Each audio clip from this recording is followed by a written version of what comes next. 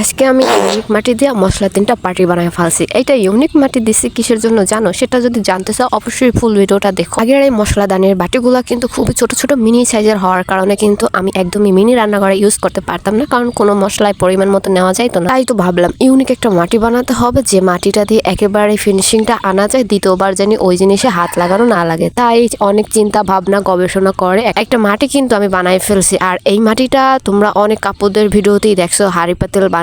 তোমরা তাদেরকে কমেন্ট করে জিজ্ঞাসা করছো যে আপু এটা কি মাটি, তারা কিন্তু কোনো কমেন্টের রিপ্লাই দেয় না আর তোমাদের সাথে কিন্তু শেয়ারও করে না কোনো ভিডিওর মাধ্যমে এই মাটিটা কি মাটি। আর তোমরা যদি জানতে চাও এটা কি মাটি অবশ্যই কমেন্টে বললে যে আমার এই মাটিটা বানানো এত পরিমাণে পারফেক্ট হয়েছে, মানে নিজের ইচ্ছা মতো শেপ নেওয়া যায়, মানে গলে গলে যায় না মাটিটা লোলে লোলে, ওইটা কিন্তু যাইতাস না। তোমরা কিন্তু ভিডিওটা দেখতে পাইতাছো আমি একদম মাটিটা কেটেও কিন্তু ফিনিশিংটা আনতে পারতেছি। ও ভালো কথা, আগে বলো তো তোমরা এই দীপ আর কোয়েলের জুটিটা তোমাদের কাছে কেমন লাগে? আমার কাছে তো এখনো বেশ ভালো লাগে। ওদের ছবিগুলো কিন্তু আমি এখনো দেখি, ভাবলাম মাটির জিনিস বানাই, একটু ওদের গান শুনি। ওদের গানগুলো শুনলে হয় কি একটা ফিল আসে, মানে একটু শান্ত শান্ত ভাব আসে। আর এখনকার যুগের যে সিনেমাগুলো পরিবারের সাথে তো দেখাই যায় না, প্লাস বাসাদের সাথেও দেখা যায় না। চায়ের কাপটা তোমরা যে দেখতে পাইছো এটা কিন্তু আমি মেলা থেকে কিনে আনছিলাম। আর এখন ভাবি এত সুন্দর সুন্দর জিনিস বানাইতে পারি, তখন যদি বানাইতে পারতাম।